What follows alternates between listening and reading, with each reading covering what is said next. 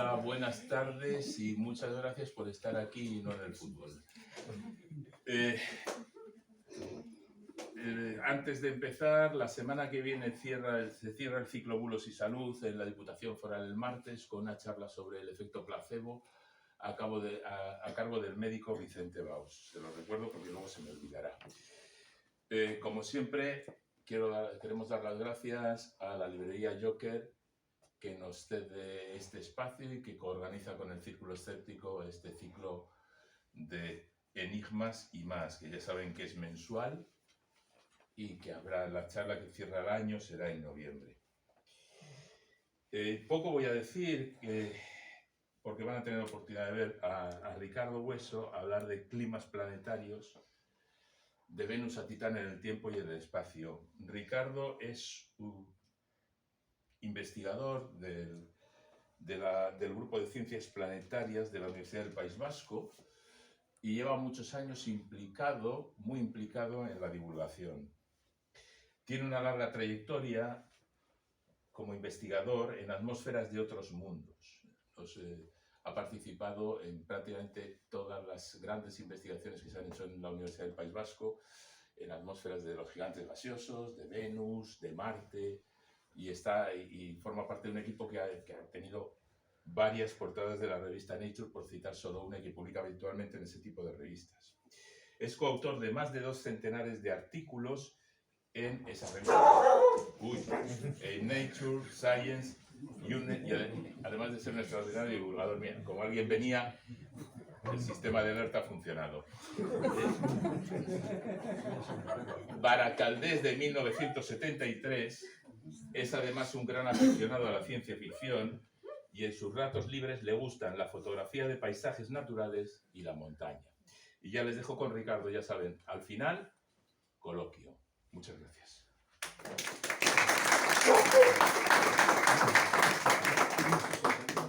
Muchas gracias, Luis. Pues nada, hoy voy a hablar de climas planetarios, los climas en otros mundos. Los climas en otros mundos en los cuales las atmósferas van a ser muy diferentes y también las condiciones de iluminación de estos planetas. Voy a hablar de cambio climático y no voy a esquivar el elefante en la habitación, sino que voy a utilizar esta temática para, en la segunda parte de la charla, hablar del cambio climático en la Tierra. Pero al principio voy a hablar de objetos como Venus, como Marte o como Titán, que es la mayor de las lunas de Saturno y la única luna de todo el sistema solar que tiene una atmósfera densa, importante, en la que se producen fenómenos meteorológicos. Si queremos hablar del clima, el clima es el conjunto de propiedades de la atmósfera promediadas en el tiempo en un objeto planetario determinado. Yo voy a hablar sobre todo de temperatura. Y la temperatura va a venir determinada sobre todo por cómo ilumina el Sol a ese objeto, a ese planeta. Algunos planetas están más cerca del Sol, recibirán más luz de nuestra estrella, otros están mucho más lejos, recibirán menos luz. Y esa cantidad de luz depende del tipo de estrella que nosotros tengamos.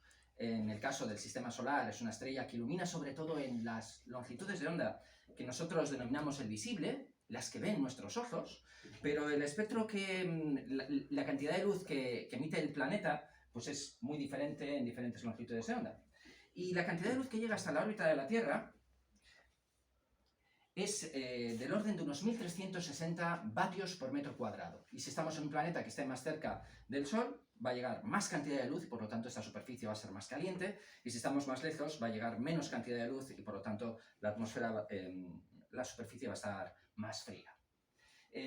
Las distancias de todos estos planetas son distancias que cambian mucho. Un planeta como por ejemplo Saturno está a casi 10 veces la distancia que nos separa a nosotros del Sol. Los astrónomos medimos estas distancias en unidades astronómicas, y una unidad astronómica es simplemente la distancia media de la Tierra al Sol.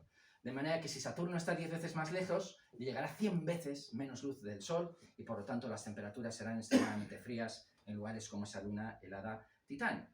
Y esa luz, cuando llega a un planeta, lo ilumina y lo calienta.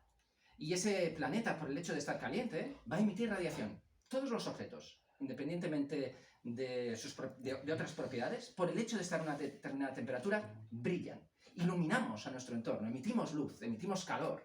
Esa luz es emitida en un tipo de luz que nosotros no podemos ver con nuestros ojos. Emitimos en el infrarrojo, en longitudes de onda que dependen de la temperatura de cada uno de los objetos. Y un planeta que esté en equilibrio va a recibir la luz en la cara en la que tenemos el día, pero se va a enfriar a lo largo de toda su superficie, emitiendo esa luz infrarroja que nuestros ojos no pueden ver. Y si hiciéramos una gráfica como las que nos gusta a los científicos de cuál es esa intensidad de la luz en función de cada longitud de onda, podríamos ver que la luz que nos llega del Sol tiene una curva como esta, y que la luz que emiten los planetas en una curva como esta está desplazada, está en otro tipo de longitudes de onda, en las que la atmósfera no va a ser igual de transparente.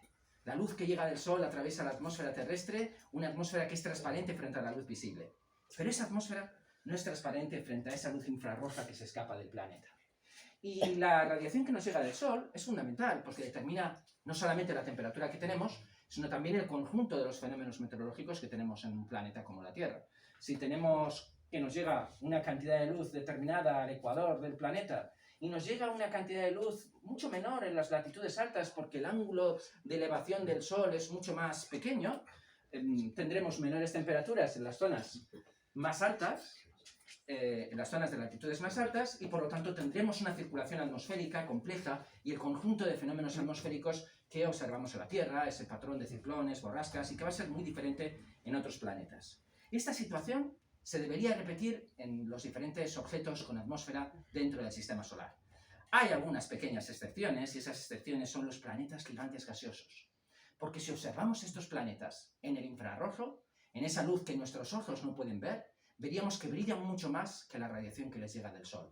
Planetas como Júpiter o como Saturno no han terminado de enfriarse desde la época en la que se formaron hace 4.500 millones de años. Son tan enormes, tan masivos, que el calor que retuvieron cuando se formaron no han sido capaces de emitirlo por completo y por lo tanto tienen una fuente interna de calor que hace que sus atmósferas sean muy diferentes a las atmósferas del resto de los planetas. Pero todos los demás se comportan como en la diapositiva anterior.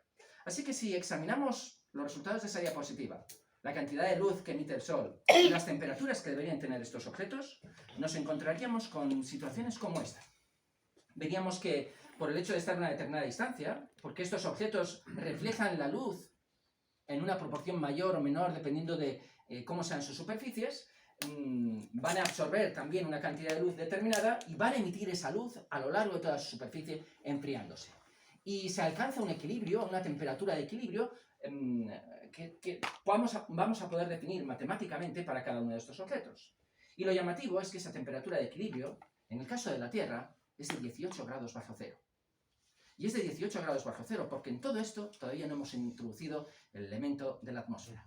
Esta sería la temperatura que tendría nuestro planeta si no tuviera atmósfera y reflejara la luz del Sol de la misma manera que lo hace en el momento actual, con sus nubes, sus océanos y su atmósfera.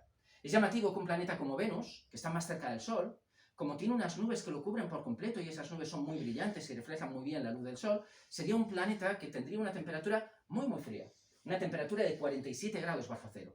Venus, a pesar de estar 50 millones de kilómetros más cerca del Sol que la Tierra, si no tuviera una atmósfera densa, estaría a temperaturas de 50 grados bajo cero. Y Marte, que está más lejos, le llega una cantidad de radiación del Sol que es aproximadamente casi una cuarta parte de la que le llega a la Tierra, por lo tanto es mucho más frío, y la temperatura en su superficie debería de ser del orden de los 56 grados bajo cero, si no tuviera atmósfera. Porque la atmósfera va a cambiar todo esto de una forma dramática. Lo sabemos porque vivimos en el planeta Tierra y la temperatura no es de 18 grados bajo cero de media, es una temperatura muy superior. Y el responsable de elevar esa temperatura van a ser los gases de efecto invernadero, los gases que van a retener ese calor infrarrojo que escapa de las superficies de estos objetos. El último de esos mundos, esa luna pequeña anaranjada, es Titán.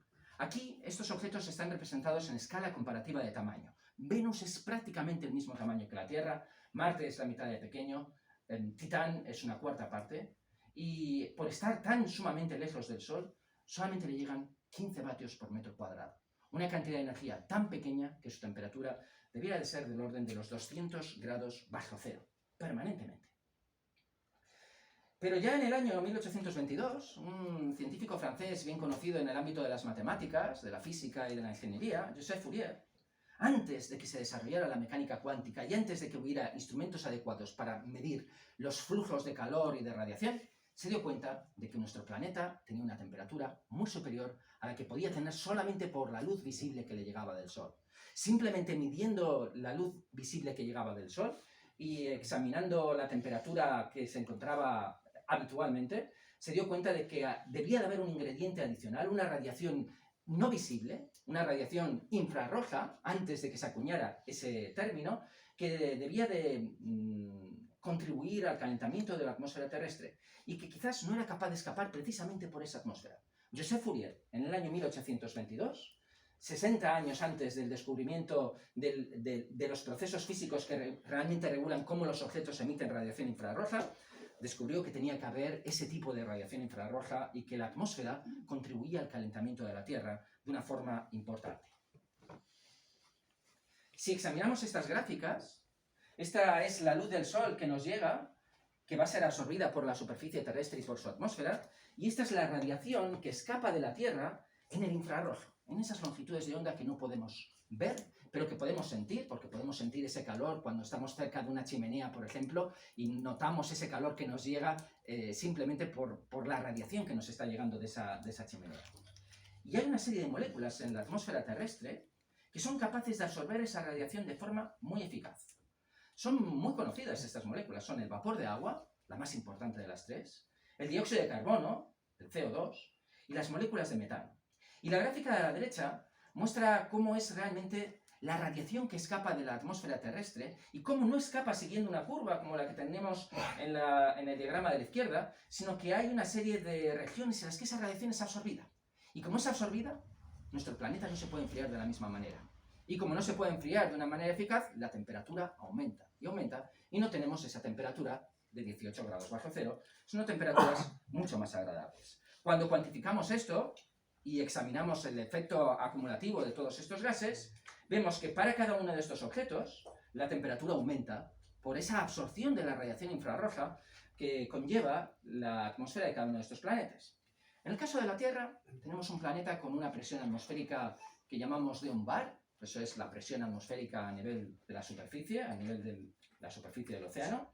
Tenemos una atmósfera hecha por nitrógeno, que es una molécula muy transparente también en la radiación infrarroja, por oxígeno, también transparente en la radiación infrarroja, pero luego el vapor de agua, el dióxido de carbono y el metano absorben esa radiación infrarroja y hacen que la temperatura en la Tierra sea de unos 13-15 grados centígrados de media, entre el invierno y el verano, el ecuador y los polos. De media, nuestro planeta tiene temperaturas de entre 13 a 15 grados centígrados y la atmósfera es la responsable de generar ese efecto invernadero que eleva la temperatura unos 32-34 grados centígrados, haciendo nuestro planeta un planeta azul, habitable, lleno de agua y de vida.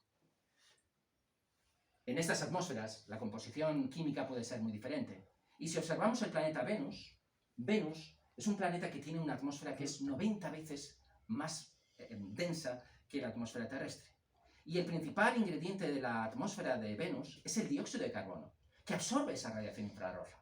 Así que en Venus el calor que se absorbe en la superficie, que es muy poquito porque las nubes reflejan casi toda la luz del Sol, ese calor que sin embargo es capaz de llegar a la superficie es absorbido por la atmósfera, se escapa con muchísimas dificultades y nos encontramos un planeta con un efecto invernadero desbocado, con temperaturas en la superficie de 460 grados centígrados, de día y de noche, en el ecuador y en los polos, de manera permanente, sin cambios, con los únicos cambios debidos a cambiar en altura en función de si estamos en un valle de Venus o en una montaña más elevada. En el caso de Marte, la presión atmosférica es justo lo contrario, 90 veces menos densa que la atmósfera terrestre. La atmósfera también está hecha de dióxido de carbono, que es un gas de efecto invernadero, contribuye a elevar la temperatura, pero hay tan poco CO2 en Marte que lo que puede calentar esa atmósfera a la superficie es muy poco, y de menos 56 grados bajo cero de media pasamos a unos algo más cálidos, menos 50 grados bajo cero.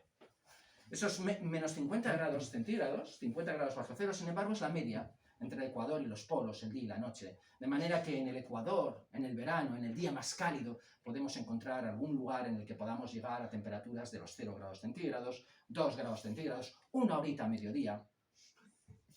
De manera que Marte es un planeta en el que su atmósfera no es suficiente para calentar de una forma suficiente para hacer que sea un lugar, por ejemplo, habitable en el que el agua pudiera estar en una fase líquida de manera habitual. Y Titán, esa luna de Saturno, es una luna peculiar, porque su atmósfera es una atmósfera de nitrógeno como la terrestre, pero está llena de esas nieblas anaranjadas. Y esas nieblas anaranjadas están formadas por moléculas de hidrocarburos complejos. La atmósfera de Titán está llena de metano, una molécula muy sencilla, CH4.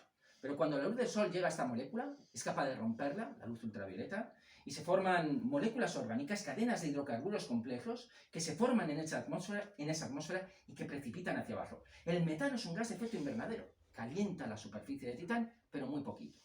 Y las nieblas de Titán tienen una propiedad especial que solamente encontramos en Titán. Están muy altas, son muy densas y hacen que la mayor parte de la luz que llega del Sol y que es absorbida por la atmósfera sea irradiada con facilidad.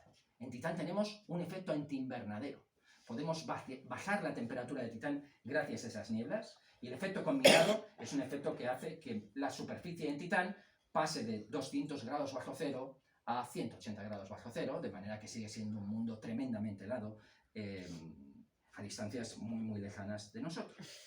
De todos estos mundos, el más interesante para estudiar la evolución del clima en la Tierra es Venus. Porque Venus y la Tierra son planetas gemelos, tienen el mismo tamaño, la misma composición química, la misma densidad, y sin embargo han evolucionado de manera dramáticamente diferente. Esta imagen de Venus nos muestra un planeta cubierto permanentemente por nubes. Nubes que están hechas por partículas de ácido sulfúrico. Hay dióxido de azufre en la atmósfera de Venus, hay un poquito de vapor de agua, entre los dos se combinan y forman una densa capa de nubes de unos 20 kilómetros de espesor a 50 kilómetros de altura, que no permite que la luz del Sol llegue hasta la superficie, en una superficie en la que la presión atmosférica es el equivalente de la que encontraríamos en un océano terrestre a 1000 metros de profundidad, pero a temperaturas de 460 grados centígrados. Venus es el infierno. Y es un infierno que ha evolucionado hacia esa fase de efecto invernadero desbocado a lo largo de millones y millones de años de evolución geológica y atmosférica. En la imagen de la izquierda se puede ver cómo la luz del Sol se refleja en las nubes superiores, solamente una pequeña parte llega hasta la superficie, la calienta ligeramente, pero ese calor que no es capaz de escapar por el efecto invernadero de Venus hace que las temperaturas aumenten de esa manera tan desbocada. Y sin embargo, en alguna longitud de onda, en colores específicos, podemos observar la superficie de Venus. La imagen que se ve en la parte central es una imagen real de la superficie de Venus, observada en una longitud de onda de 1 micra, en el que las nubes se vuelven transparentes y podemos ver el calor que se escapa de este planeta, y lo que se ve oscuro son las montañas altas, que están más frías, y lo que se ve brillante son los valles y regiones más profundas que iluminan con mayor intensidad. Y en otras longitudes de onda podemos ver las nubes de Venus, en las regiones más inferiores, las capas más bajas de esas nubes de ácido sulfúrico, nubes que son completamente diferentes a las que podemos encontrar en la Tierra. Cada uno de estos planetas tiene una meteorología única, diferente. Y aunque Venus es el infierno, es un infierno que constituye un objeto de interés especial para las agencias espaciales, precisamente por su atmósfera y cómo ha evolucionado Venus. Estas son imágenes de una misión espacial japonesa, Akatsuki, pero en el pasado observamos la superficie de Venus con observaciones en radar. Y las imágenes que se ven aquí, las 3 de arriba, son observaciones tomadas por radar por una sonda espacial norteamericana en los años 90, la misión Magallanes. Y la superficie de Venus lo que nos muestra es que es un mundo que está lleno de volcanes. Volcanes apagados. Ninguno de estos volcanes está en activo en la actualidad. Pero vemos grandes calderas volcánicas, grandes flujos de lava. Todas esas estructuras lineales no son ríos, son antiguos flujos de lava que fluyeron en el tiempo en una superficie que no tiene cráteres, que no tiene una erosión por la atmósfera y que básicamente ha permanecido anclada en el tiempo hará unos 700 millones de años. Y la última de las imágenes es una imagen también real, de una de las sondas soviéticas que en los años 70 llegaron a posarse en la superficie de Venus. Una de las Venera, en las que los soviéticos enviaron estas misiones espaciales protegidas como batiscafos hasta la superficie de Venus, capaces de soportar esas condiciones de presión extrema, temperatura extrema, soportando ese paso por las nubes de ácido sulfúrico para tomar imágenes como esta, de una superficie plana, con rocas de cantos, con rocas con aristas duras, aplastadas por la presión acumulada en el tiempo, y en el cual esta superficie es una superficie que no ha evolucionado en el tiempo. El Venus de hoy es el Venus de hace 700 millones de años, pero en el pasado Venus posiblemente fue muy diferente. De hecho, Venus y la Tierra tienen una cosa en común. atmósfera de nitrógeno, prácticamente la misma cantidad de nitrógeno. Pero Venus tiene muchísimo más CO2 que la atmósfera terrestre. Si los dos planetas se formaron con la misma composición química, ¿cuál es la historia del CO2 en estos planetas? La historia del CO2 en la Tierra es una historia en la que la presencia de los océanos es muy importante. El agua de los océanos terrestres disuelve el CO2 de la atmósfera, y ese CO2 disuelto en los océanos es capaz de precipitar, de reaccionar químicamente con rocas de la superficie de los océanos, de ser absorbido por estas rocas y de formar rocas calizas. El CO2 que hoy en día se encuentra en la atmósfera de Venus es equivalente al CO2 que tenemos en las rocas calizas de la superficie terrestre, formando lugares como los acantilados de Gran Bretaña, las cuevas de rocas calizas, el CO2 que ha sido aprovechado por la vida en nuestro planeta para formar muchas de las estructuras con las que sobreviven todos estos moluscos.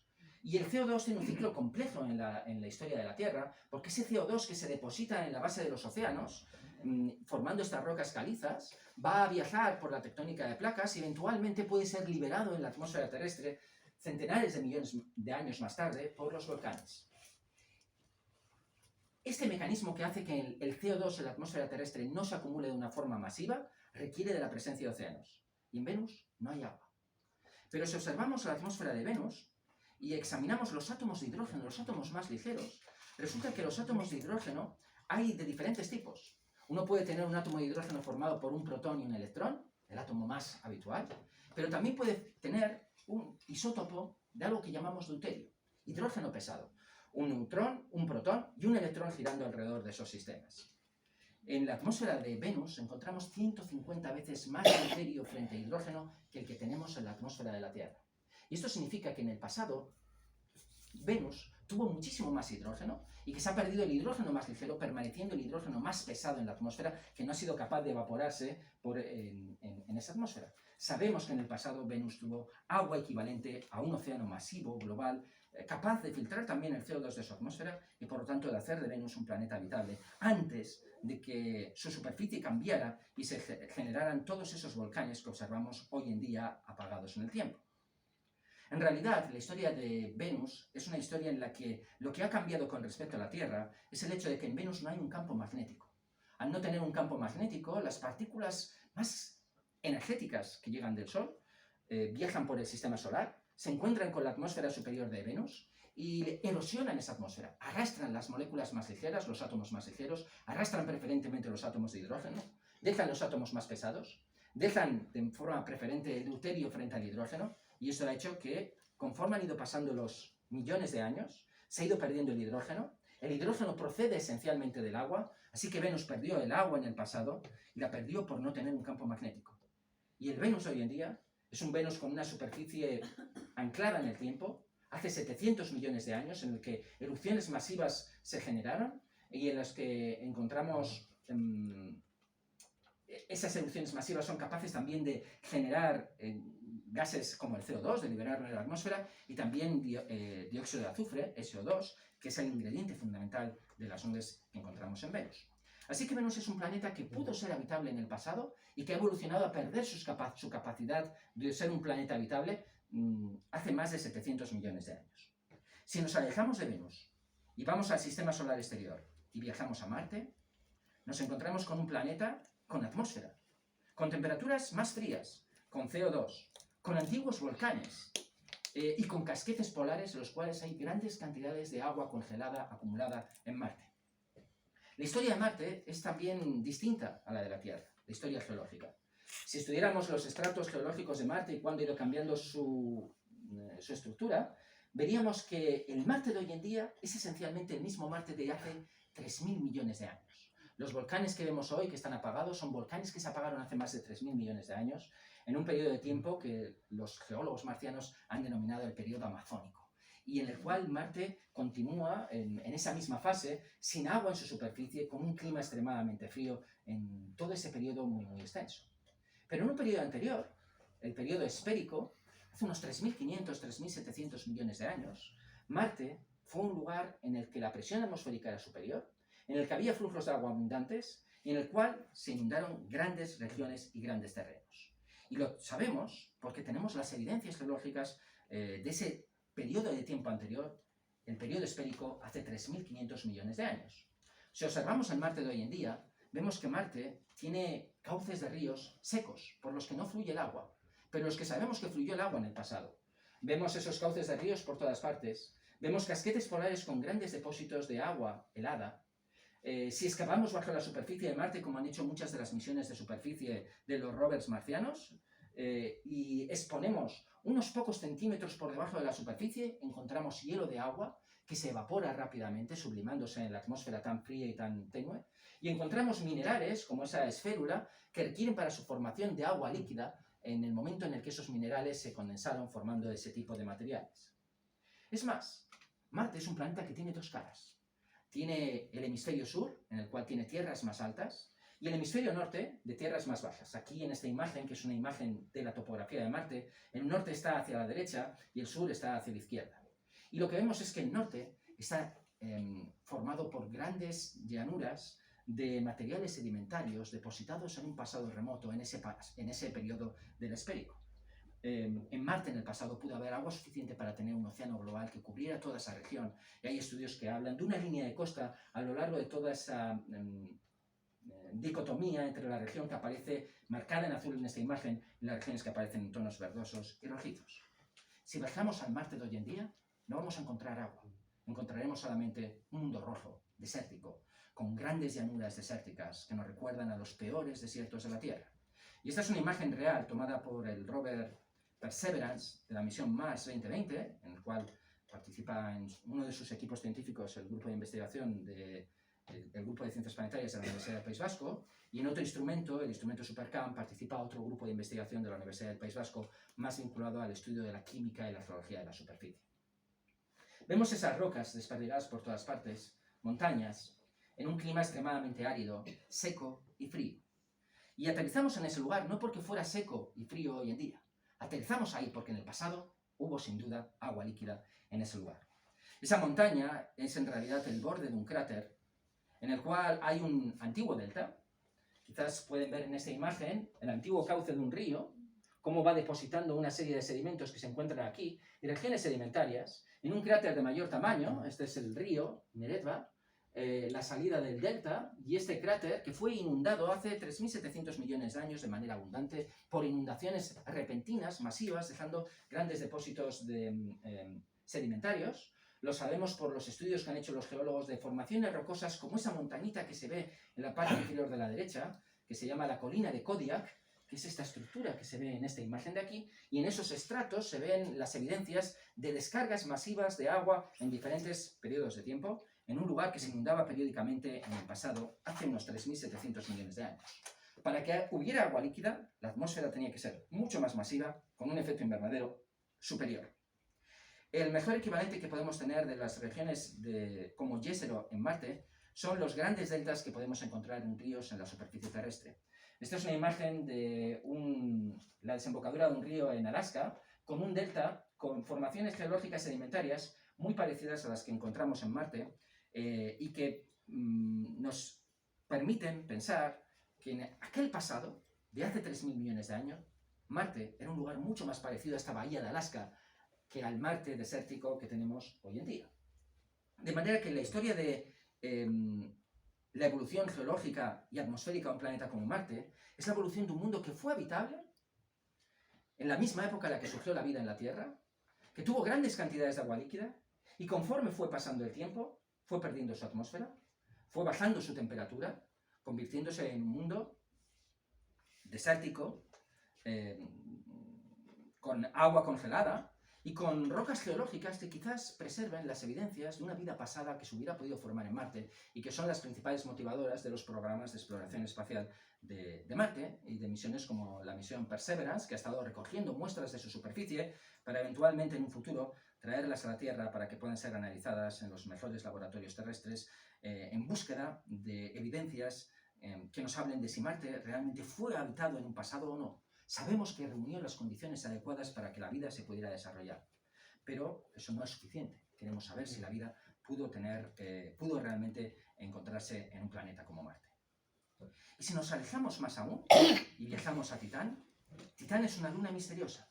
Está llena de ese metano que que forma esas nieblas de hidrocarburos que no nos dejan ver la superficie. El Titán que vemos en la primera imagen anaranjada es lo que veríamos con nuestros ojos si estuviéramos cerca de Saturno. Lo veríamos como una bola anaranjada con grandes nieblas. Y esas nieblas se extienden en altura más de 500 kilómetros en la atmósfera superior de Titán. Si observamos en otras longitudes de onda, podemos observar la superficie de Titán y vemos que hay nubes. Porque Titán, a diferencia de cualquier otro lugar del sistema solar, excepto la Tierra, es un lugar en el que puede llover. En Titán, el metano de la atmósfera se encuentra en condiciones de presión y temperatura que permiten que forme gotas líquidas, nubes que son capaces de precipitar y de formar lluvia sobre la superficie de Titán. No lluvia de agua, porque estamos hablando de temperaturas de 180 grados bajo cero, lluvias de hidrocarburos con metano, principalmente, arrastrando hidrocarburos complejos generados en las nieblas superiores de Titán.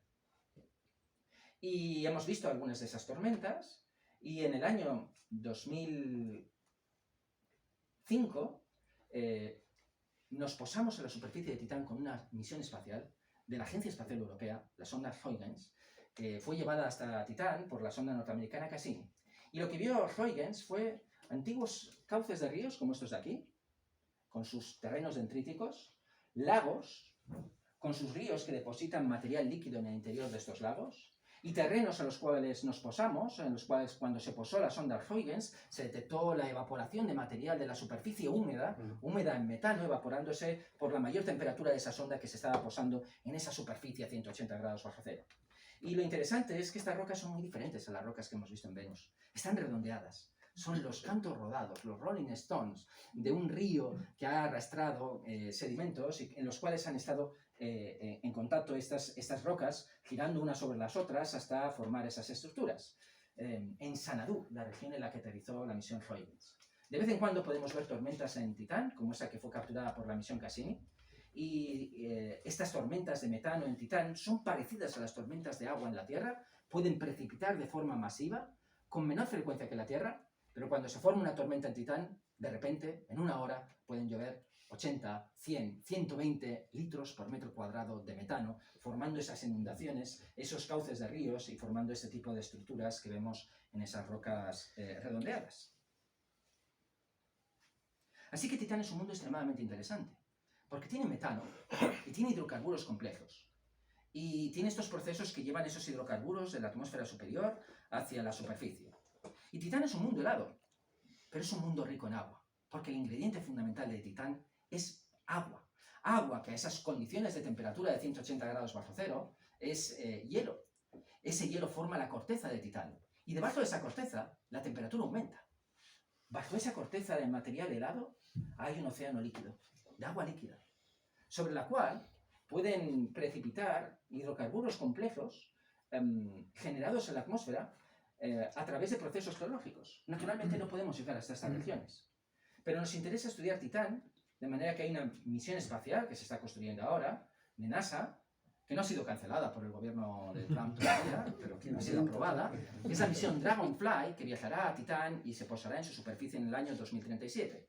Como es un mundo de poca gravedad con una atmósfera densa, se puede enviar un dron del tamaño de un coche con diferentes aspas capaces de elevarse centenares de metros y volar kilómetros sobre la superficie de Titán para explorar diferentes terrenos. Titán es un lugar fascinante en el cual la vida no ha tenido una oportunidad de surgir porque la temperatura es demasiado fría. Pero eso es en el Titán de hoy en día. Porque así como ha habido mundos en nuestro sistema solar que han dejado de ser habitables conforme ha ido evolucionando su atmósfera, hay mundos que podrían ser habitables en el futuro. Y uno de ellos es Titán. El Sol es una estrella cuya actividad va cambiando en el tiempo. El Sol del pasado era mucho más frío que el Sol de la actualidad. Y en el futuro será más cálido. Se irá expandiendo y hará de la Tierra un lugar que no será habitable dentro de aproximadamente unos 3.000 millones de años. De manera que estaremos con un tiempo suficientemente amplio para que no nos tengamos que preocupar de esa evolución de la actividad del Sol, que irá calentándose progresivamente y llegará un momento en el que se producirán fenómenos totalmente catastróficos. Pero antes de eso, habrá un periodo de oportunidad para que la vida pudiera surgir en un mundo como Titán, en el cual la vida podría aparecer y tendríamos condiciones de océanos de agua líquida, enriquecidos por de centenares de millones de años de reacciones químicas complejas de hidrocarburos que habrían dotado esos océanos de hidrocarburos complejos, en los cuales la vida podría surgir, desarrollarse y vivir durante unos 100-500 millones de años. Quizás ese tipo de vida sea abundante en lunas heladas de otros mundos alrededor de otras estrellas. Pero he dicho que nuestra estrella ha ido cambiando su actividad, y eso significa que en el pasado también era una estrella distinta. Y cuando la vida surgió en la Tierra, el Sol era mucho más débil, un 30% más débil. La Tierra, de aquella época, era una Tierra con una atmósfera diferente. Una atmósfera que permitió que hubiera unas temperaturas suficientemente altas como para que no estuviera congelada y pudiéramos tener agua líquida, porque el agua líquida es uno de los ingredientes fundamentales para la vida. A esto se le llama la paradoja del Sol joven y débil, en el cual si nosotros tuviéramos una Tierra sin atmósfera, la temperatura sería siempre muy fría. Si tuviéramos la atmósfera actual, en la Tierra del pasado hace 3.500 millones de años, las temperaturas serían de 15 grados bajo cero. El efecto invernadero que tenemos hoy en día no sería suficiente para hacer que nuestro planeta fuera habitable. Y eso lo que nos dice es que la Tierra del pasado tenía muchos más gases de efecto invernadero, suficientes para aumentar su temperatura hasta el rango adecuado para que la vida pudiera surgir, hará unos 3.500 millones de años. Y lo interesante de la historia del sistema solar es que ha habido planetas que fueron potencialmente habitables en esa época. Venus y Marte eran potencialmente habitables en esa época, y la Tierra también. Algunos han evolucionado hasta perder esas condiciones de habitabilidad, como Venus y Marte, y la Tierra ha preservado su capacidad de mantener la vida compleja, evolucionando progresivamente hasta formas de vida más y más complejas hasta el momento actual, en el cual el Sol es un Sol con mayor actividad, con mayor capacidad de calentar a nuestro planeta, pero con una atmósfera menos enriquecida en gases de efecto invernadero que esa Tierra primitiva de hace miles de millones de años. Y el Sol cambia en su actividad. Y como el Sol cambia en su actividad, algunas personas que niegan los efectos del cambio climático que vivimos en la actualidad dicen que quizás la actividad del Sol esté cambiando y sea la responsable del calentamiento global que experimentamos hoy en día. Estas son imágenes del Sol observado en longitudes de onda ultravioleta en diferentes años, y lo que vemos es que el Sol es una estrella que cambia su estructura magnética. Aparecen manchas que son visibles también a simple vista cuando uno observa el Sol proyectándolo con un telescopio, y que fueron vistas por primera vez en proyecciones por telescopio por Galileo en el año 1610. Y desde entonces tenemos un registro, desde el año 1610, de la actividad en el Sol y de ese ciclo de manchas que cambia cada 11 años. Y cuando esas manchas van apareciendo y van desapareciendo, el Sol se va volviendo más intenso magnéticamente, emite más radiación en el ultravioleta y luego decae. Pero esas variaciones son unas variaciones muy pequeñas. Esta gráfica de aquí representa la actividad de irradiancia del Sol, la cantidad de energía que emite el Sol por unidad de tiempo a lo largo de los años, a lo largo de varios de estos ciclos, y cambia muy poquito, en menos de 1 vatio por metro cuadrado, a comparar entre 1366. La actividad magnética del Sol cambia un poquito su actividad, pero no lo cambia de una forma que sea suficientemente alta. Y tenemos registros históricos muy amplios, hasta el año 1600 aproximadamente. En el pasado, la Tierra tuvo que tener una atmósfera muy distinta.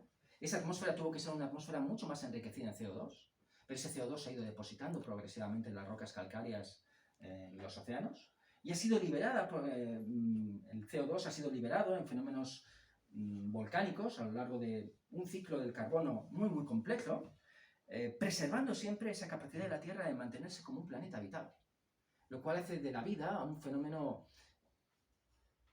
que afronta dificultades y que sin embargo es capaz de persistir en estos entornos cambiantes, adaptándose a estos entornos a lo largo de estos miles de millones de años, en un ciclo que es complejo, en el que pensábamos que en el pasado remoto, cuando la Tierra empieza a tener una superficie sólida y océanos de agua, hace 4.000 millones de años, una atmósfera muchísimo más densa, con concentraciones de CO2 mucho más abundantes que las actuales, y con presiones, por ejemplo, de CO2 equivalentes a 10 bares, unas 9 veces menos que lo que tiene Venus hoy en día, que es lo que sería necesario para que esta Tierra del pasado fuera habitable hace 3.500 millones de años. Y en la historia geológica de la vida en la Tierra ha habido cambios climáticos a lo largo de todas esas eras, con cambios dramáticos, épocas en las que pensamos que la Tierra pudo haber estado congelada completamente, no completamente, pero sí hasta las regiones prácticamente ecuatoriales durante escalas de tiempo muy grandes. Las evidencias de esto son evidencias que se encuentran en estratos geológicos y en algunos de los minerales que podemos encontrar ahí.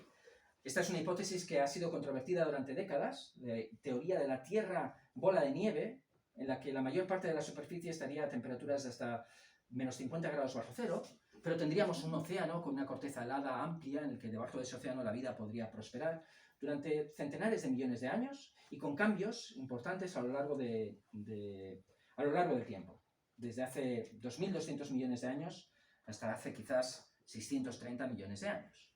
Y después de eso, la Tierra se vuelve un lugar más cálido, tenemos los océanos sin estar congelados excepto en las regiones polares, y evidencias geológicas más firmes de cómo ha sido la historia de la temperatura y del clima en la Tierra.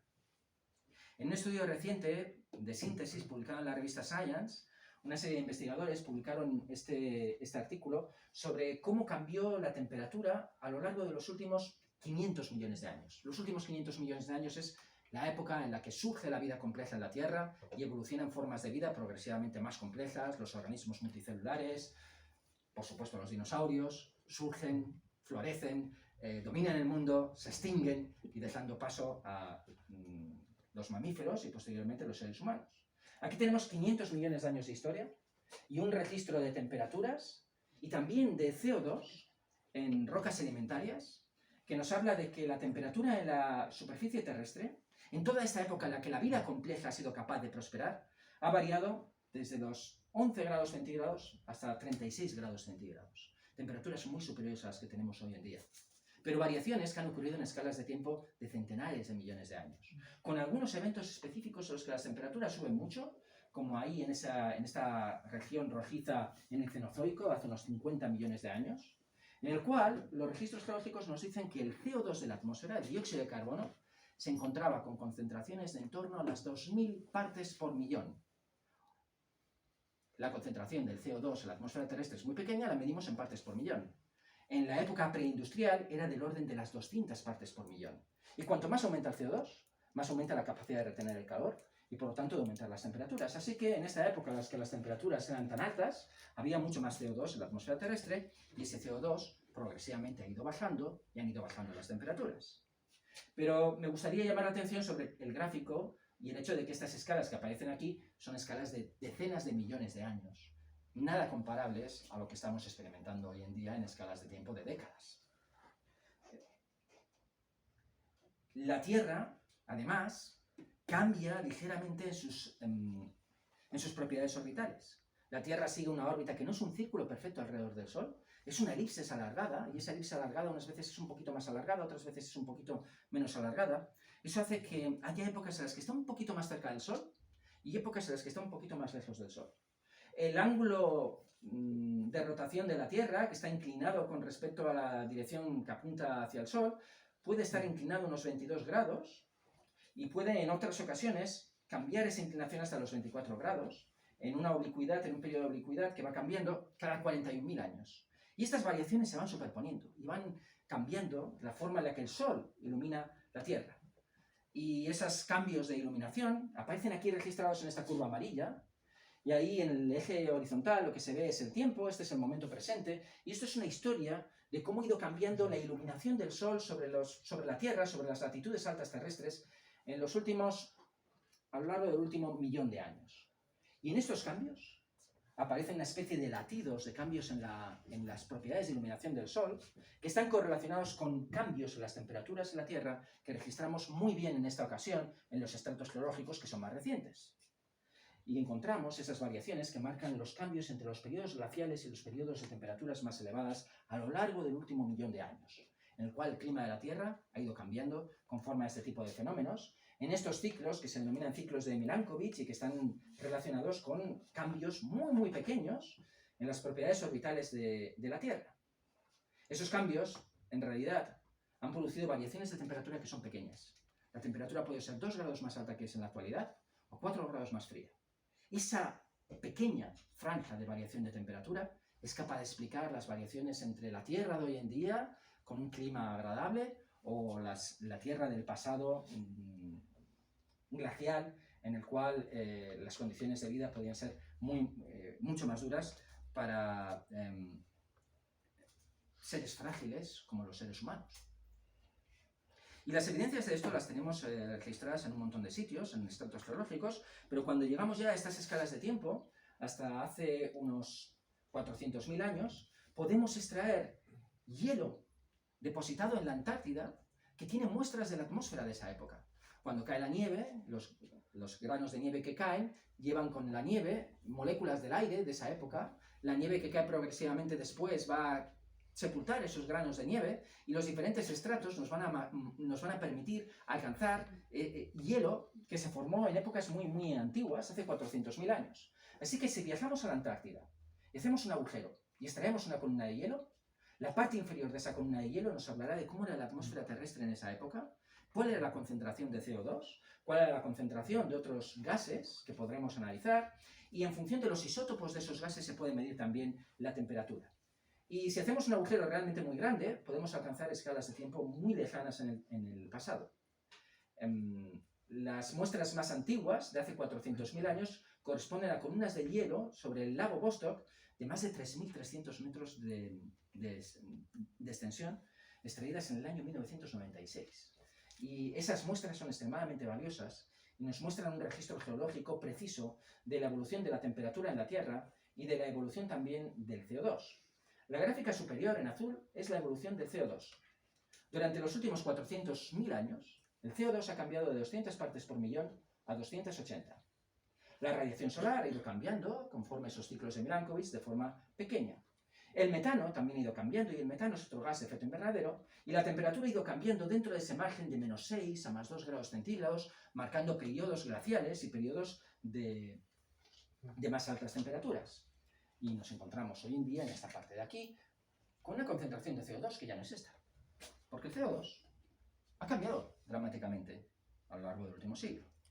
A medida que hemos empezado a quemar combustibles fósiles, hemos enviado a la atmósfera mayores cantidades de dióxido de carbono que se han ido depositando en la atmósfera y que será filtrado por los océanos terrestres en escalas de tiempo de miles de años. Y sin embargo quemamos los combustibles fósiles en escalas de tiempo mucho más pequeñas, de manera que el CO2 se ha ido acumulando. En los últimos 800.000 años el CO2 estaba en 260 partes por millón, y desde el año 1911 hemos superado ese límite. Hemos subido ahora y estamos en unas 420 partes por millón, en medidas extremadamente precisas. Todas esas medidas que aparecen en esa rama vertical, en rojo, son las medidas tomadas en la cima de las montañas de Hawái, en la montaña del Mauna Loa, en el cual encontramos esa proporción de CO2. Este es un observatorio del CO2 con registros históricos de más de 70 años, uno de esos observatorios climáticos que el gobierno de Trump ha cerrado. Y la historia de que el CO2 es importante y un factor fundamental a la hora de entender el clima de la Tierra es una historia antigua. Ya en el año 1860, un investigador británico, John Tyndall, habla de que si cambia el CO2 de la atmósfera, va a cambiar la temperatura terrestre.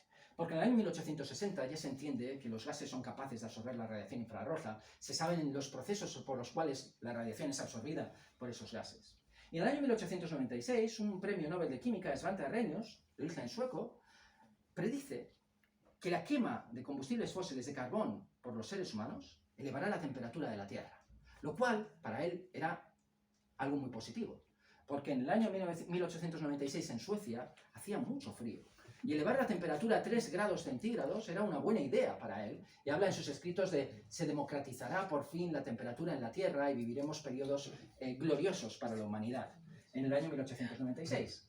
Por la influencia del mayor porcentaje de ácido carbónico en la atmósfera, disfrutaremos de épocas con mejores climas y más igualitarios. Naturalmente eran predicciones basadas en ideas generales sin tener una teoría matemática precisa. En el año 1956 pasa algo. Los ordenadores que se habían generado para el esfuerzo militar de la Segunda Guerra Mundial se empiezan a utilizar en otras funciones, se empiezan a hacer los primeros modelos de predicción meteorológicos y los primeros modelos climáticos. Y la primera persona que hace un modelo de evolución climática es Gilbert Plas, que en una serie de artículos en el año 1956 desarrolla la teoría del cambio climático ligada al dióxido de carbono. Y dice, los últimos cálculos de la influencia del CO2 en el flujo infrarrojo muestran que si la concentración del CO2 en la atmósfera se doblara, la temperatura se incrementaría en 3,6 grados centígrados. Y que si la concentración del CO2 disminuyera, la temperatura aumentaría en 3,8 grados centígrados. El CO2 de la atmósfera en 1956 era 315 partes por millón. En el año 2024 es 425 partes por millón. El aumento de la temperatura entre estas dos épocas separadas por 70 años de la temperatura climática global media anual es de 1,2 grados centígrados, que es exactamente lo que esta persona, con el mejor ordenador del año 1956, fue capaz de predecir, de forma absolutamente precisa. Porque es una relación matemática. Si aumentamos el CO2, aumentamos la temperatura global que tenemos en la atmósfera terrestre. Así que cuando examinamos gráficas como esta, en la que vemos el aumento de temperaturas y vemos el aumento de la proporción del CO2 en la atmósfera terrestre, en esa curva blanca que va creciendo y creciendo y que ha llegado ahora a las 420, 424 partes por millón, vemos como la temperatura, en base a, aquí se habla de anomalía de temperatura frente a una temperatura de referencia de cómo podía ser a finales del siglo XIX, vemos como la temperatura va aumentando lentamente al principio. Llegamos a la época de 1960, 1970, empezamos a consumir combustibles fósiles de forma más acelerada, empezamos a aumentar la concentración de dióxido de carbono y empezamos a aumentar las temperaturas de una forma dramática, con estudios de muy diferente tipo que todos llegan a la misma conclusión. Aquí tenemos estudios climáticos de diferentes esfuerzos investigadores que nos muestran que en los últimos 40 años la temperatura está subiendo al ritmo de 1 grado centígrado cada 30 años. Así que dentro de 30 años, si esto no aumentara todavía a mayor velocidad, tendríamos otro grado mayor de temperatura, y ese grado de temperatura parece poco, pero es un aumento de toda la temperatura media, y dentro de ese aumento de esa temperatura media hay efectos de fenómenos extremos, y me gustaría recordar que el cambio del periodo de tiempo actual cálido a un periodo de glaciaciones con hielos que están hasta Gibraltar, cubriendo por completo la península ibérica, es tan solo una bajada de temperaturas de 5 grados centígrados de media. Así que un aumento de 1 grado en 30 años realmente es una cantidad importante. Y este aumento es un aumento generado por la actividad del hombre. Y con los modelos desarrollados y expuestos en los esfuerzos de los científicos del clima, el tipo de gráficas que uno ve en los reportes de clima del panel del cambio climático intergubernamental, ve este tipo de gráficos en el que se habla del efecto del CO2, cuánto está aumentando, por el hecho de que tengamos este CO2 en la actualidad, cuánto estamos aumentando la capacidad de retener calor por la superficie terrestre en 1,5 vatios por metro cuadrado, que no es mucho. Pero además tenemos metano, tenemos dióxido de nitrógeno, tenemos otro tipo de efectos, algunos hacen aumentar la proporción de nubes y hacen que nuestra Tierra se vuelva un poquito más reflectante, pero en definitiva tenemos un aumento global de la capacidad de la Tierra de retener calor. Y ese aumento es del orden de 1,5 vatios por metro cuadrado, que si lo tradujéramos en temperatura, sería solo 0,4 grados centígrados. Pero 0,4 grados centígrados es el efecto que llaman los investigadores del clima el efecto directo. Porque si aumentamos la temperatura, aumentamos la capacidad de los océanos de evaporar agua, aumentamos la capacidad de la atmósfera terrestre de retener el vapor de agua. Y el vapor de agua es un gas de efecto invernadero más potente que el CO2. De manera que el efecto indirecto es que cuando aumentamos la temperatura por aumentar el CO2 en la atmósfera levemente, la temperatura global aumenta en 1,5 grados centígrados. Y este es el consenso actual de los investigadores que trabajan en los paneles de cambio climático. Y este aumento de temperaturas tiene efectos de todo tipo. Olas de calor más intensas, que afectan la proporción de incendios. Los incendios que hemos visto este último verano en España han ocurrido a la vez que incendios masivos en Estados Unidos, en una época en la que en los últimos 5 o 10 años ha habido catástrofes asociadas a los incendios en diferentes países del mundo. Por supuesto, tenemos la pérdida de la biodiversidad, la expansión de las especies tropicales, fenómenos adversos extremos. En los años 90, cuando fue el huracán Andrews, que fue muy destructivo en Estados Unidos, se empezó a hablar de si los huracanes eran más intensos debido al efecto del cambio climático. En los años 90 no estaba claro. En los años 2010 no hay ninguna duda de que los efectos adversos de carácter extremo son más importantes precisamente por ese aumento de la temperatura.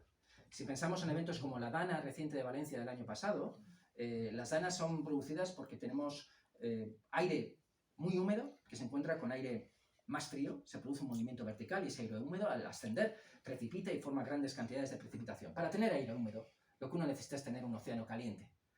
El año pasado el Mediterráneo tuvo temperaturas récord. Este año se han superado. Lo cual no significa que vayamos a tener otra dana o otra inundación masiva, porque son fenómenos en los que interviene una variabilidad importante. Pero estamos forzando el clima. Y ese forzamiento del clima genera fenómenos extremos, sequías más largas, la inexorable subida del nivel del mar. La predicción de que iban a subir los océanos metros no parece confirmarse. Los océanos, desde la época en la que tenemos buenas medidas, han ascendido del orden de unos 20 centímetros y se prevé que ascenderán hasta más de 1 metro antes del año 2100. Pero una subida del océano de 10 centímetros, 20 centímetros, hace que cuando tengamos grandes tormentas, grandes marejadas, estas van a ser mucho más destructivas. Y por supuesto tenemos la fragilidad de las sociedades humanas frente a estos cambios climáticos. El clima que estamos generando no es un clima diferente al que ha tenido la Tierra durante millones de años. No es un clima incompatible con la vida. Ni siquiera es un clima incompatible con la vida humana. Lo que es incompatible es generar ese cambio climático tan rápido. Porque nosotros construimos nuestras ciudades en lugares que eran adecuados para un clima determinado. Y ese cambio climático hace que de repente esos lugares no vayan a ser tan adecuados, que los lugares en los que se cultivaban determinados cultivos dejen de ser productivos, que los pueblos en las regiones que sufran más este cambio climático tengan que enfrentarse a migraciones masivas y, en definitiva, nos muestra la fragilidad de la sociedad humana frente a estos cambios que ocurren en unas escalas temporales que no han ocurrido nunca. Me gustaría terminar esta charla con una imagen que antiguamente era una imagen de esperanza. Esta es la imagen que tomó la sonda Voyager 1 de la Tierra cuando, después de completar su misión y alejarse del sistema solar, giró sus instrumentos hacia el sistema solar interior y tomó una serie de fotografías del sistema solar interior. Y entre esas fotografías, en un rayo de sol, vemos un punto azul pálido en un píxel de esta cámara lanzada al espacio. Una imagen que, si ampliáramos, podría ser equivalente a esa imagen de la Tierra. Esta es una imagen capturada por la misión JUICE, que va a Júpiter y que fue tomada en agosto del año pasado. En este pequeño punto azul pálido, en este planeta, viajan nuestros sueños, nuestras esperanzas, nuestros temores, nuestros peligros. Antiguamente, esta era una imagen de esperanza, porque pensábamos que todos somos pasajeros del mismo barco y, por lo tanto, todos tenemos que remar en la misma dirección. Con el panorama actual internacional, podemos pensar también que, en realidad, esta es una imagen capaz de generarnos miedo. Porque la lucha contra el cambio climático es una lucha en la que, o contra los efectos más adversos del cambio climático, es algo en lo que deberíamos tener un consenso. Y ese consenso hoy en día está más roto que nunca. Así que con esto termino la parte de la presentación y quedo para las preguntas que queréis hacer.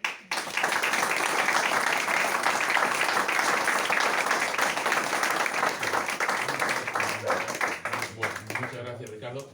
Preguntas, ya saben, tendrán que hablar alto porque no tenemos micrófono, así que preguntas lo más directas posibles. ¿Alguien tiene alguna pregunta? ¿No ha quedado todo muy claro? Tenemos mucho miedo.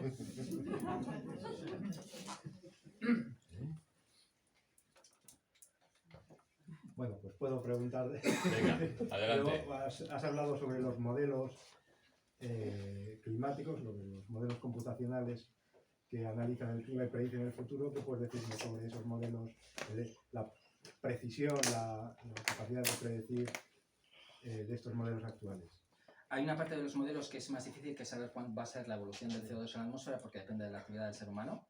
Entonces, esos modelos, tú puedes tener un escenario en el que se sigue emitiendo CO2 a un determinado ritmo y entonces tienes una predicción. O puedes tener otro modelo que dice, bueno, pues vamos a parar porque estamos fabricando coches eléctricos, porque estamos haciendo biocombustibles o porque estamos desarrollando tecnologías más limpias. Entonces vas a tener otro tipo de predicciones. Los modelos que hablan de actividad as usual, business as usual, que no cambiamos nada, predicen un aumento continuo de las temperaturas a ese ritmo de 1 grado cada 30 años.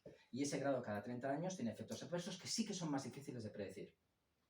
Es decir, sabemos que sí que se van a generar ese tipo de efectos adversos, eventos climáticos extremos, porque lo hemos visto en el pasado.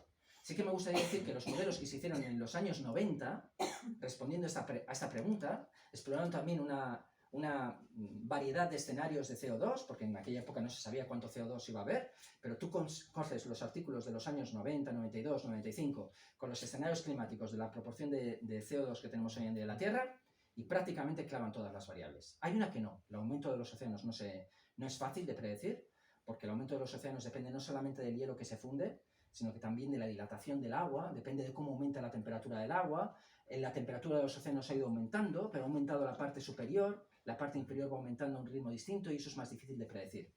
Entonces, los modelos a futuro predicen consecuencias progresivamente peores, pero dependen realmente de esa proporción de CO2 y solamente puedo decir que habría que hacer caso de esos modelos porque en el pasado fueron muy exitosos a la hora de demostrar lo que estamos viviendo hoy en día. Yo tengo varias preguntas. Una es ¿por qué no cambia la orografía de Venus? ¿Por qué no ha cambiado? ¿No hay erosión? En fin, esta es una. Otra, has dicho que el hidrógeno de Venus procede del agua.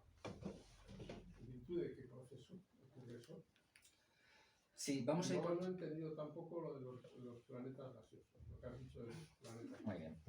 Vamos a ir por Venus primero. Entonces, vamos a ir a estas imágenes de Venus que fueron tomadas por la sonda Magallanes en el año 1995 aproximadamente, que fue la primera vez que pudimos ver la superficie de Venus en detalle, porque para ver la superficie hay que quitar todo el efecto de las nubes superiores y por lo tanto hay que mirar en radar.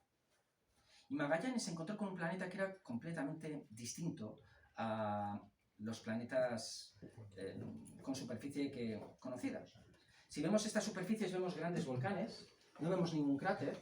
Las misiones que se habían introducido en los años 70 en la atmósfera de Venus, las Pioneer Venus y las Venera, eran capaces de medir cosas como, por ejemplo, la velocidad del viento. El viento en Venus es huracanado permanentemente, pero es en las nubes superiores. A nivel de la superficie prácticamente no hay viento. La temperatura es muy alta. Esas nubes, que son nubes de ácido sulfúrico, precipitan, forman partículas grandes que van a precipitar, pero esas partículas caen y desde las capas altas hasta la superficie se evaporan a 50 kilómetros de altura. De manera que no hay una erosión efectiva, porque no hay viento y no hay lluvia. Y el misterio de Venus realmente es esta topografía, esta geología. Esa época es en la que pensamos también que se apaga el motor geológico del interior, el campo magnético. Para que un planeta tenga un campo magnético es necesario que tenga un núcleo metálico que esté en una fase líquida, que sea capaz de tener movimientos en los que se produzcan inducción electromagnética. Entonces, la idea que se tiene de Venus es que cuando se apaga su interior geológico, se apaga toda su capacidad de generar nueva superficie. Y se piensa también que Venus tiene un manto distinto al de la Tierra en el que no hay tectónica de placas. Si tienes un planeta que está caliente en el interior y ese calor se transporta al exterior, puedes tener movimiento de las placas continentales y oceánicas en la Tierra. En Venus no hay el equivalente, es como si hubiera microplacas. Todo esto de aquí, estos terrenos que se denominan tesera, se comportan como microplacas de tectónica de placas terrestres en escalas pequeñísimas. Y esto lo que nos habla es que posiblemente en Venus se acumuló mucho calor en el interior y en un momento dado, hace 700 millones de años, cambió la corteza de Venus repentinamente. En escalas de tiempo del orden de los 10 millones de años, fenómenos masivos que cambian la superficie por completo. Y cambia la corteza de Venus, cambia la atmósfera y no tenemos un registro ni la posibilidad de tener un registro geológico del pasado. Ha habido propuestas de misiones espaciales para aterrizar en esta tesera, porque eso daría las evidencias adecuadas para ese tipo de investigación. Pero en realidad no lo sabemos a ciencia cierta. Sabemos que está relacionado con cómo es la convección en el interior del planeta, cómo se ha apagado su núcleo magnético. Luego, el hidrógeno, en las atmósferas de los planetas, el hidrógeno en las atmósferas de los planetas terrestres no se puede retener por la gravedad, como en Júpiter o en Saturno. Se pierde. Pero si se liga químicamente a otras moléculas como el metano o como el vapor de agua, entonces podemos tener hidrógeno metido en esas moléculas. Cuando tenemos vapor de agua en la atmósfera superior, llegan los rayos del sol, la radiación ultravioleta puede romper esas moléculas de agua y al romper esas moléculas de agua se liberan los átomos de hidrógeno. Los átomos de hidrógeno pueden ser ligeros o pesados. El que es más ligero se escapa con mucha facilidad y el que es más pesado se queda ahí. Y esa molécula de agua que se ha quedado ahí suelta, ese OH, ese hidroxilo, luego se puede romper la otra molécula o se puede producir una reacción de oxidación, el oxígeno va a ser afín a otras sustancias y va a generar CO2, entonces eso no es preocupante. Y ya hay hidróxido en la atmósfera de Venus, pero básicamente es así. El vapor de agua se perdió en escalas de tiempo de centenares de millones de años, en un proceso progresivo.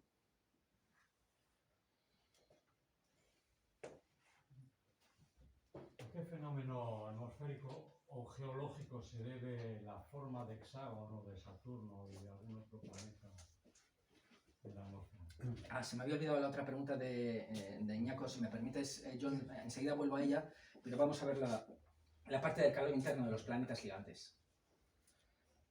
Se me había olvidado. Este es Júpiter, y esta es una imagen obtenida en el infrarrojo. Lo que vemos negro son las nubes, porque las nubes no dejan escapar el calor. Y lo que vemos rojo son los huecos entre las nubes por los cuales se escapa el calor del interior del planeta. Y podemos medir el calor que se escapa del planeta y sabemos el calor que le llega por la distancia en la cual se encuentra. Y entonces podemos medir cuánto calor se está escapando y cuánto calor le llega a Júpiter del Sol, porque sabemos la actividad del Sol, la distancia, etc. Y las cantidades no cuadran. Y no cuadran porque Júpiter es un planeta tan grande, 317 masas terrestres, que cuando se formó muy caliente. Los planetas cuando se forman, al final se forman de material que está disperso en el espacio y que cae. Si tienes un planeta que tiene gravedad y cae material que viene del espacio, cae a gran velocidad. Si tienes un planeta muy grande con mucha gravedad, cae a mayor velocidad todavía y esa velocidad se traduce en energía que va a liberar calor. Y Júpiter es tan masivo que ese calor de su formación todavía no ha sido capaz de liberarse de él. Júpiter no es un planeta en equilibrio. De hecho, es un planeta que sigue contrayéndose. 1 centímetro cada 100 años, me parece una cifra realmente muy pequeña, pero es suficiente como para generar ese calor, que es del orden de unos 5 vatios por metro cuadrado aproximadamente, el calor del interior. 5 vatios por metro cuadrado, que comparado, por ejemplo, con lo que nos llega a nosotros del Sol, que son 1366, es poco. Pero la distancia de Júpiter es equivalente a la radiación que le llega del Sol. Y por lo tanto su dinámica atmosférica es distinta, porque está calentado desde el interior y desde el exterior, de manera proporcional. Lo mismo ocurre en Saturno, pero con menor intensidad, porque está más lejos, entonces son unos 2 vatios por metro cuadrado del interior y del exterior. Lo mismo ocurre en Neptuno, pero con 0,3. Y pensábamos que en Urano no pasaba eso, pero precisamente el año pasado, en un artículo en el que tuve yo la oportunidad de poder participar, pudimos demostrar que Urano también tiene una fuente interna de calor. Pero muy pequeña, ahí estamos hablando ya del 0,1 vatio por metro cuadrado. Pero básicamente es calor residual de la época de su formación. Y claro, como estos planetas son tan distintos, ocurren fenómenos completamente diferentes, que son por los que John preguntaba. John preguntaba por un hexágono en la atmósfera polar de Saturno. No tengo ninguna imagen del hexágono de Saturno, pero es una formación meteorológica preciosa. Los planetas gigantes son planetas hechos de gases, y en esos gases hay nubes. La temperatura, a pesar de que tiene estas fuentes internas de calor, es muy fría, el amoníaco condensa y forma nubes, y son las nubes que nosotros vemos. Y en las regiones polares de Saturno hay corrientes en chorro, como el jet polar que tenemos en la Tierra, pero mucho más regulares. Y hay una corriente en chorro que va en una dirección, cambia un poquito de dirección, vuelve a cambiar un poquito de dirección, lo hace 6 veces, y traza un hexágono como si lo hubiéramos dibujado si lo hubiera dibujado un geómetra. Y es una formación puramente meteorológica. Es una onda atmosférica que está vinculada a los fenómenos de las fuerzas de Coriolis, de qué es lo que ocurre cuando viajas de los polos hacia las latitudes más bajas, el hecho de que cambies la rotación con la que el planeta, cambies de una latitud a otra en la que el movimiento asociado a la rotación es más intenso, y eso crea una fuerza que hace que el gas vuelva a cambiar de dirección y sube para arriba. Pero luego se pasa, y entonces como se ha pasado, vuelve a aparecer la misma fuerza pero en sentido contrario, y va en la otra dirección y forma un hexágono matemáticamente, y es estable desde que lo observó la sonda Voyager 1 por primera vez en el año 1981. Y es una formación única. O lo era hasta este último verano. Porque este último verano apareció un decágono en el hemisferio sur de Saturno, que todavía tenemos que saber exactamente cómo ha aparecido. Hay un decágono en el hemisferio sur de Saturno y es un decágono nuevo, recién formado. Mientras que el hexágono tiene 40 años de historia y además sabemos mucho de ese hexágono, tiene raíces profundas. Del decágono sabemos muy poquito. Sí, yo tenía una duda. ¿Existen modelos de predicción meteorológica que se apliquen a otros planetas o cuerpos estelares? Es muy buena pregunta. En el caso de Marte es donde tenemos los modelos más avanzados que se acercan más a lo que podría ser modelos predictivos equivalentes a los terrestres, porque además tienen mucha herencia de los modelos terrestres. Es decir, en la Tierra nosotros tenemos satélites, estaciones meteorológicas, tenemos todos esos datos, los metemos en un modelo de ordenador y podemos predecir el tiempo que va a hacer mañana, dentro de 10 días, etc. Ese tipo de modelos los tenemos para Marte, los tenemos para Venus, en Marte son los más precisos, pero aún así no somos capaces de predecir cuándo se va a formar una tormenta de polvo, cómo va a evolucionar una tormenta de polvo determinada. Los procesos generales sí que los podemos predecir, pero no tenemos un modelo que nos pueda decir si, por ejemplo, en una misión espacial tripulada es el momento adecuado para aterrizar, o si justo 3 días, cuando vamos a iniciar la maniobra de aterrizaje, si justo nos vamos a encontrar con una tormenta de polvo que se va a formar ahí. Sabemos las épocas en las que se forman, las condiciones adecuadas, pero no tenemos modelos tan buenos como en la Tierra. Y nos faltan datos para ello. Hay una investigación básica que hay que hacer todavía, porque una de las cosas que ocurren con la atmósfera de Marte, que cambia con la terrestre, es que la atmósfera es muy transparente, casi no hay atmósfera, pero hay mucho polvo. Y el polvo se levanta de la superficie. Y los procesos que hacen que el polvo se levante de Marte, esos son difíciles de investigar. Hay una ciencia básica que todavía no entendemos del todo. ¿Por qué en Marte la atmósfera está siempre tan plagada de polvo? Y cómo ese polvo es capaz de alterar la forma en la que se calienta la atmósfera y de generar estas tormentas de polvo. O sea que, en cierta medida sí, pero no son suficientemente buenos. Y lo que vemos en la película del Marciano, por ejemplo, de Ridley Scott con Matt Damon, pues sí, tú puedes tener una misión tripulada en Marte, pensar que todo va bien y 3 días después que se desarrolle una tormenta de polvo que no has sido capaz de predecir. ¿Sí? Eso puede pasar.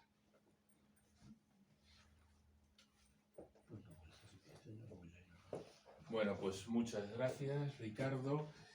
Les recuerdo que el 22 de noviembre tenemos la siguiente charla a cargo de Susi Marcos, bióloga y experta en bioética, que va a hablar de ética en la investigación con seres humanos, y que más cerca, el martes, se cierra el ciclo de bulos y salud en la Biblioteca Foral con una charla a cargo del médico Vicente Baos sobre el efecto placebo.